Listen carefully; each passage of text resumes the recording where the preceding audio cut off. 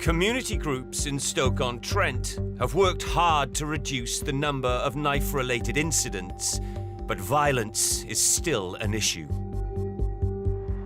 I'm a Stoke lad, born and bred. I've been around these streets, grew up in them. I've been in the force now as a full-time officer for 7 years. At the time of the incident, I was a response sergeant, so I was responsible for 33 staff, and I'm covering the whole of North Staffordshire with my colleagues. Stoke-on-Trent, it's made up of 6 towns. Got a lot of different cultures, a lot of nationalities, but it is still predominantly a very working class area.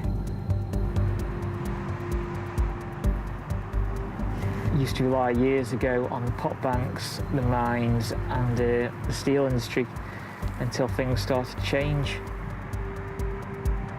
It has suffered over the years. Poverty is a big issue. With that sort of issues comes crimes as well. There's a lot of violent crime, domestic crime, shoplifting, but that's just like any other real city centre. In terms of assaults on police, it seems to be every day we'll come in and we'll hear somebody on a shift who's been assaulted, and you're always hoping that's not a serious assault, but sometimes it is. I've known Amos for about 2.5, 3 years. Patch is a very big patch, and from top to bottom it could probably take you 3/4 of an hour on a response run on blue lights and sirens to get from one end to the other. When you consider that an average fight can last 30 seconds before the damage is done, so it is a long way to have to go to back somebody up if they're in trouble.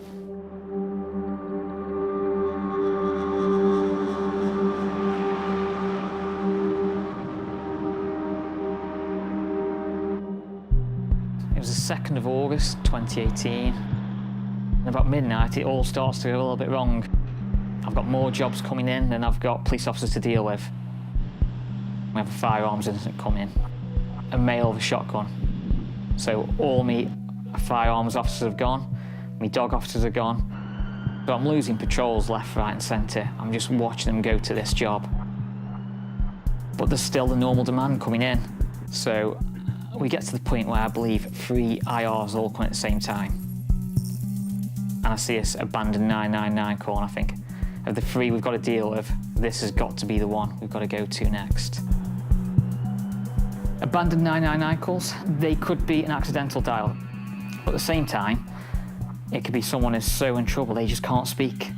They can't say, I need help. If they said those words, it could put them in a greater danger. So they are, for me, one of the biggest priorities we have. The only person I can get is my colleague Chris. He picks me up and we start making our way to Longton, where the incident is. Got very little details. We don't know who's going to be there, we don't know anything about the address. So we're going in pretty blind.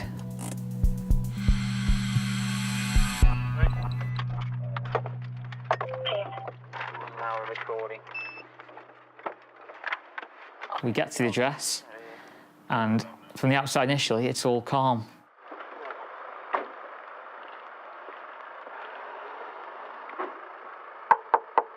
It's a terrace street, it's 2:30, 3 o'clock in the morning. Everyone's asleep, the windows are in darkness, apart from an upstairs light on this house.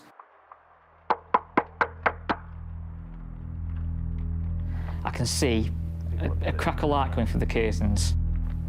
So I'm thinking, okay, somebody's in there. Are they ignoring me or haven't they heard it? I start getting my torch, trying to flash at the window, just trying to get the attention of whoever's in there. Mate, it's the police! At the time, it seemed quite funny. A male, he's got no top on, comes to the window. Fuck this turn off, yeah? And in his broad Stoke accent, I think his words are, fuck your send off, lads. Or basically telling me to go away. Mate, you need to come down, the door's going through. Something's not right in there. I can now hear a woman screaming in the room. 04, males refusing his entry, can hear shouts inside, potentially putting the door through. As Chris puts his toe on the door, The lock just breaks and we're walking straight in the house.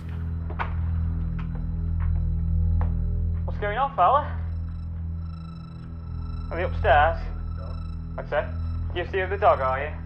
What's going on? Although you know the woman's in a bit of distress, it sounds wrong to say, but it's just at the moment it's still a run-of-the-mill job. Oh, someone's called us. No, an argument. Who's upstairs, mate? Your brother and sister, I think. Your brother and sister. Who is it? Going to domestics, that's not unusual to hear people screaming and shouting. Mate, it's the police! Listen, fucking stay back, lad. Fucking telling you, I've got someone in here with me now. I know you have. We want to check everyone's... Fuck off, then! We need to check everyone's okay. I want him to know I'm inside, so hopefully he's going to come in and speak to me. Try a bit of verbal engagement, hopefully we can get it sorted. Fuck, man, I'm fucking enjoying it! Mate, open the door. Fuck off, because I've got a fucking knife on me, mate, now that's down. He shouts, "I've got a knife," and I know she's in there. Pop the knife down.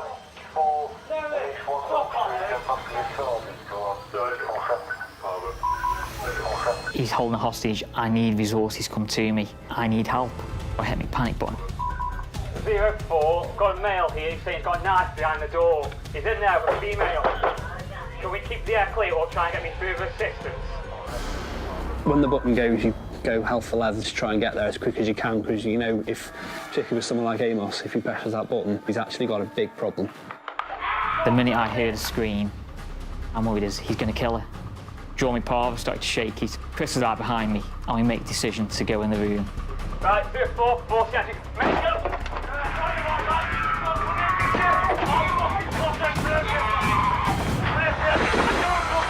I spray him with parva, as does Chris, and suddenly the room goes in darkness, and I see a knife, he's running at me.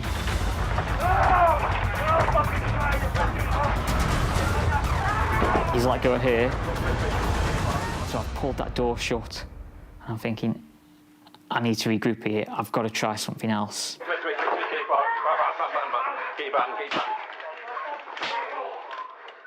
Get your baton out.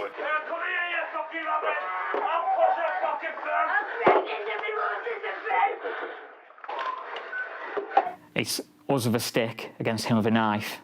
Generally, there's only going to be one winner in that, and a knife will do more damage than what our batons will.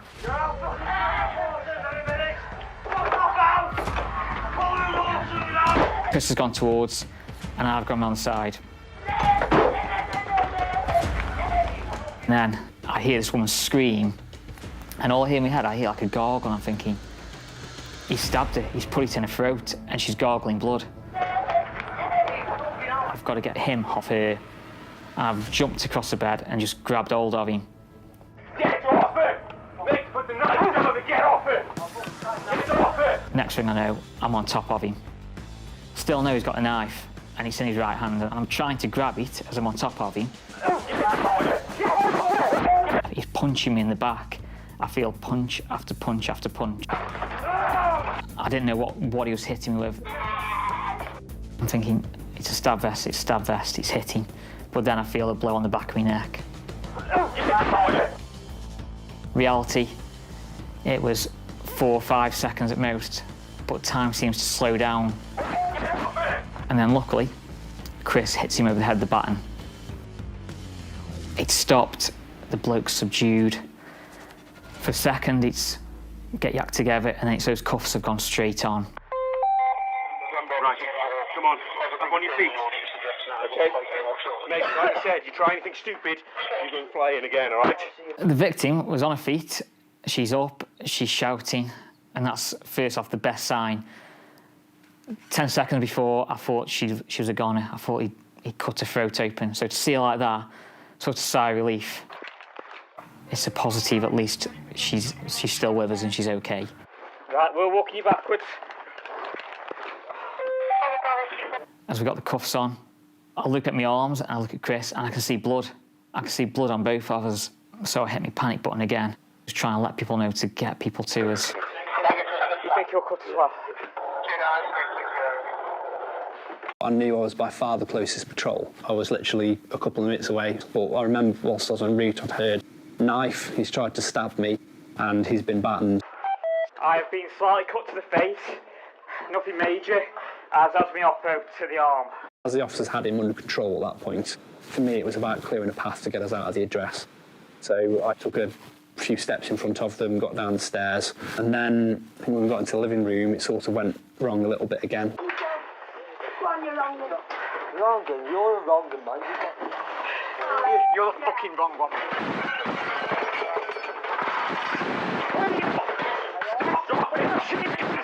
Are you alright? You dragging me across there? He stands up, I can't see. Suddenly, he wants to have a bit of a kick and a fight. And you're thinking, round two. But this time, he's in handcuffs, and I've got Dave there as well, so that attempt to try and fight again was always going to be futile. We got control of him, and it was just a case of getting him out of the house. And once he was out of the house, he went calm again. Lift your leg up. Lift your leg up. I don't even know. It's the first time we realise that we've not been cut. We've managed to start washing this blood off us, and we've got no cut marks. It's his blood. And it's that moment of relief where you're thinking, I'm not hurt, I'm not cut. I'm walking away from this, quite luckily, with very little injuries, if not just a couple of bruises and scrapes.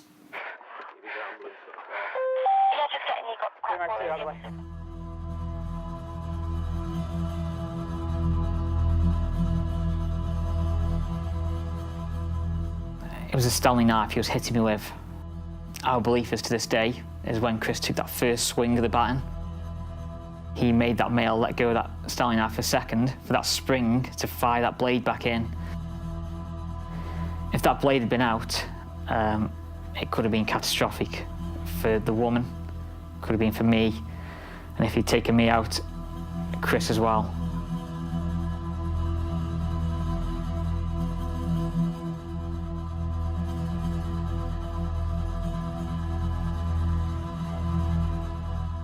If you assault any emergency service worker, you should face the wrath of the law, and you should be punished, because there has to be a deterrent. It seems that people will assault nurses, police officers, ambulance firefighters, and they feel they can get away with it because the sentences haven't been there before.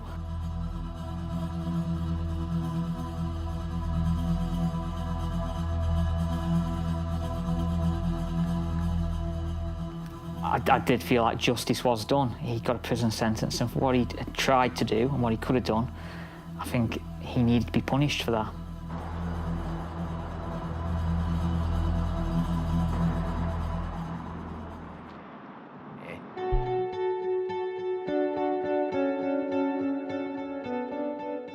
In Durham, assaults on police officers in 2018-2019 had increased to over 500 for the year.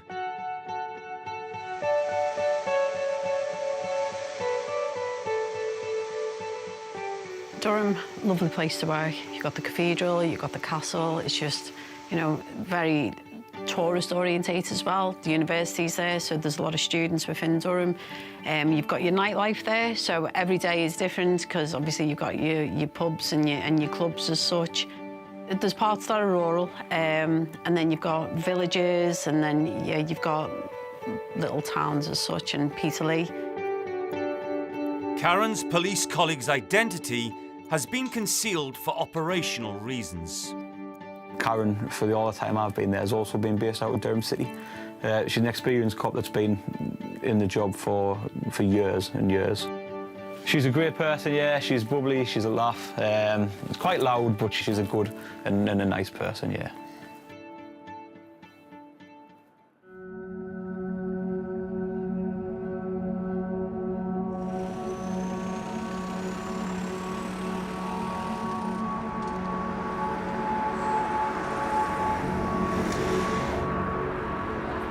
I was actually working Peterlee that day on a 5 till 1 shift.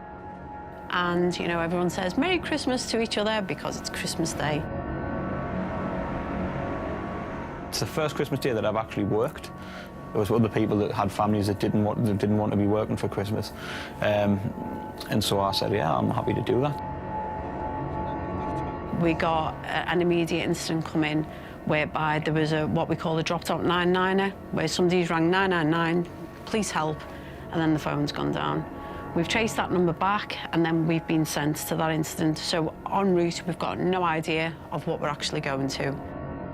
Checks on the landline, and it came back to a cafe inside the bus station at Peterlee. So we spun the car around and we went to it.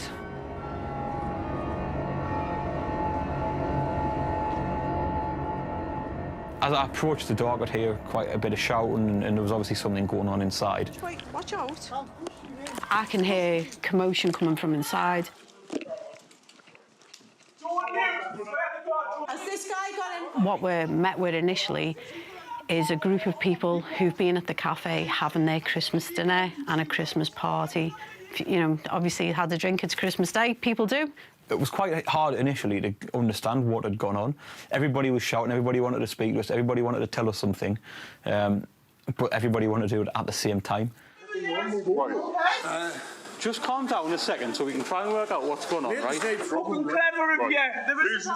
Right, listen. Listen. All right, well, no. Can we all back off? I want that fucking off. Right? Nothing. No, I'll tell you how. Trying to find out, you know, what's gone on initially. Where's your son, first of all? He's gone home. I don't know where he is. Not really that much if he's gone home, has he? Right, listen. Gary, I'll tell you what I did. I'll tell you what's happened. Stand over there. What's your friend called? You don't know. Let's talk. Let's talk. Calm down. Fucking calm down. Right, you go with your mum. I won't. The situation's getting a little bit more heated within the cafe, and I'm aware of my safety and my colleagues' safety. Get your mum over there. Get your mum over there.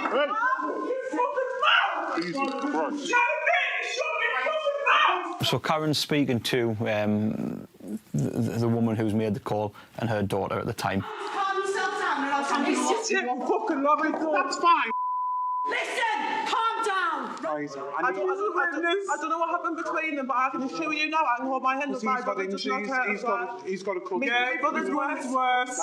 They've made these allegations that the male in the kitchen that I was with has assaulted her son. Right, what's your name? Initially, the chap that we were speaking to and we were dealing with was pleasant. There was no issues. What? What's your name? Karen comes back to me and asks the suspect to go outside. Sorry? It has, like, you don't tell me what it has and hasn't. I'm done. 650. 2158. Sorry? 650. It has got a lot to do with me. So I engage with the suspect, who is quite a big bloke, quite tall, muscular. Will you come with me outside? Nothing gets done to me. Right, come outside with me. Come outside. So we lead him outside. Just hang on a second. Just stay there. Just come on. Yeah, got it. Listen, nothing gets done for that. Right, well, can you just explain what's actually happened in there? Just come to my car. Now we're getting in your car. There's a lot of people in there. We're just outside. You know, let's go and sit in my car and we'll talk about it. And I just wanted to get a little bit more information. I need you to get in my car. No chance. Do you know why? I'm trying to diffuse the situation, all right? But straight away from his behaviour, his body language, his demeanour towards just the whole assessing the situation, it was a case of I knew he wasn't going to get in my car. Right, this is the car. I do not, by law, have to get in your car. Right. That is law. Right, well, at the minute. Right, arrest them. Gary, just calm down. No, I'm saying, by law. So I take hold of his arm, I apply one handcuff to the rear. Right. That is law. And it's at that point that Karen tells him that he's under arrest, and that's on suspicion of assault. Right, We'll put your hands behind your back, because at the minute, right, I'm arresting you on suspicion of an assault, all right? I went to grab his arm, and I sort of forced it behind his back towards the other hand, and at that point he just lashed straight out and connected with my face. You do not... You think I'm so... Get off. Just It knocks me for six a little bit, to be honest, so I stumble back. Just behave or you'll get sprayed. Just chill. And I can see that Karen's trying to get him detained, but Karen's got one arm and he's pulling away with the other, and he's trying to get away. So at that point, I thought that the best option for me would be to use pepper spray.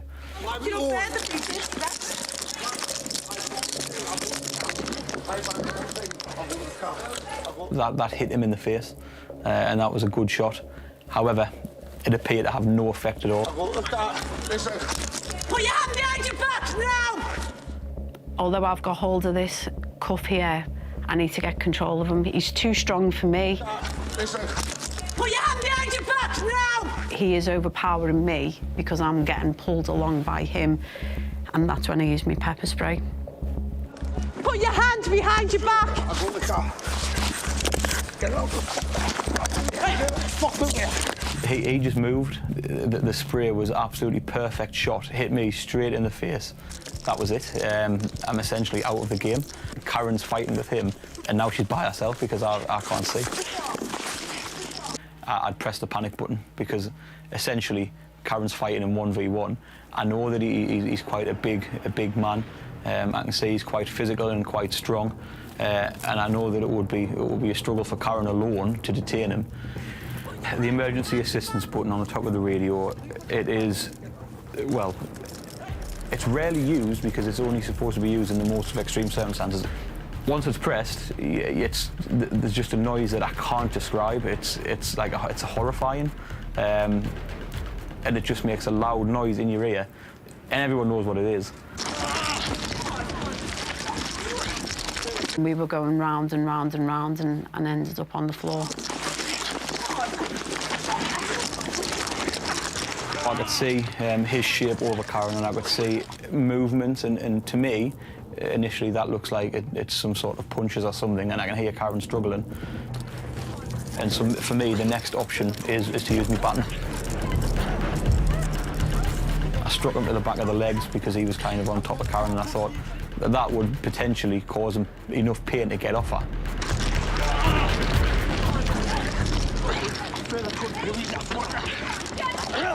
You're on the floor and you've got someone who's overpowered you and they're actually on top of you. Regardless of whether you're a female or a male, it's just really, there's no words to describe it, it's horrendous.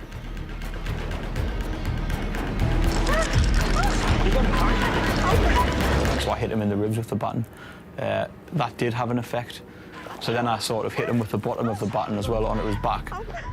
Oh, it worked enough to stop him from what he was doing. And at that point, I just sort of got onto his back because I knew that it would be difficult for him to lift me up. And I just sort of held him there, and I think I held him by the neck.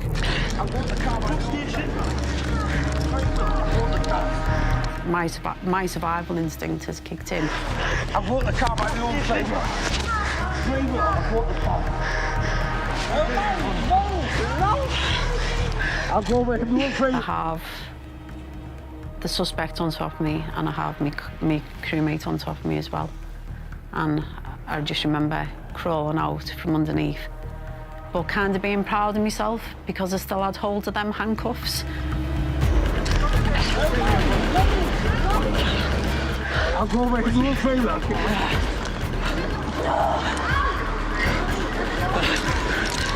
I won't stay there, I go with the car.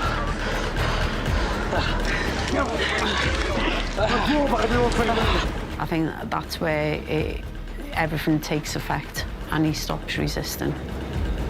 So, yeah. I won't stay there, I go with the car.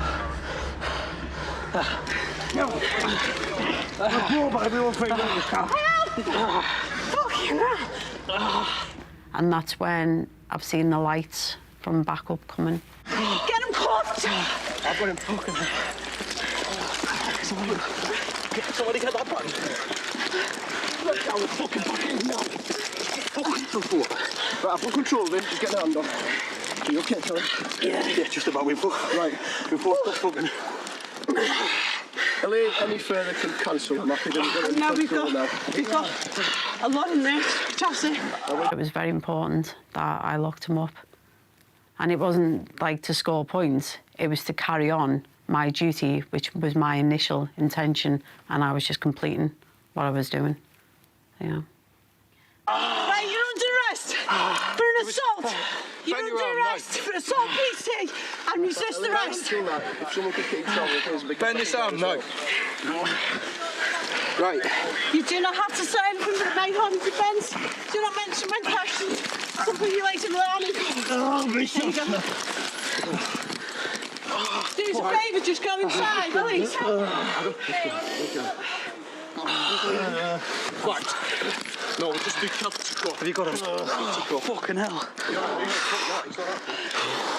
Yeah, it's just the other crossing the way. Yeah,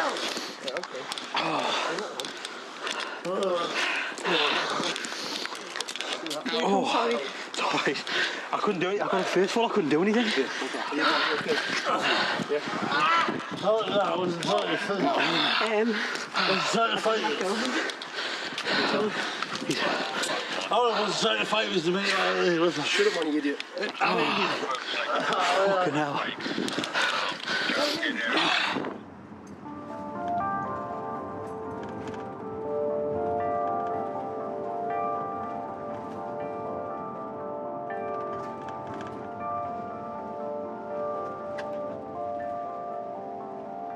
Carried out my duties, did my full shift. Had cuts and bruises, sore knees, and then, you know, I arrived home at what, 1:30 in the morning, and you walk into an empty house, and all you just want to speak to your family. And it's not until you walk through the door, your uniform's not on you anymore, and it's like, this is me. I'm Karen the wife, Karen the mummy. And yeah, that's when it hits you, because you haven't got this front on anymore. And I went into my little boy's room and he woke up and he gave me the biggest cuddle ever. And yeah, that's when I thought, I'm glad to be home and I'm glad that I'm safe. And that hug just meant the world.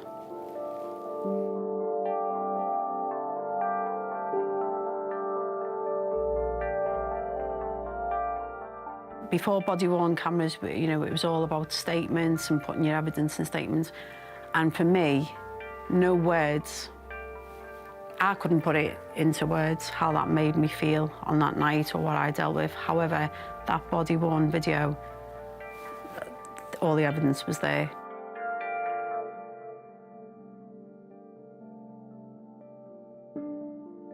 My only question would be, and I still don't know, and it's a question that, you know, my colleagues have asked me, did anybody watch that footage at court? And to this day, I don't know. And I would just ask, did it or did it not? Because it's very impactful.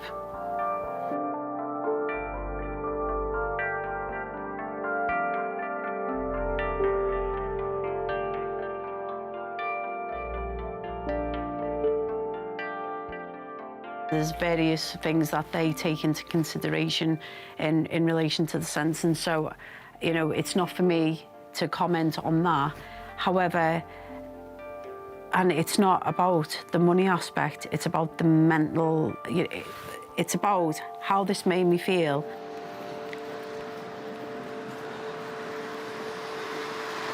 Looking back at it now, maybe I should have opened up a little bit more and just let people know how much it affected me. Because I did go through a spell where I kept on reliving the incident, which wasn't pleasant. Especially going days off, I'd be fine.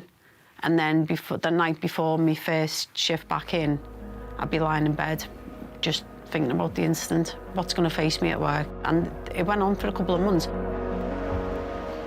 I'm a lot stronger now, and I've realised this year that, you know, if I do need to speak to someone, then I'll know the signs and the symptoms, and I will speak to someone if it happens again in the future.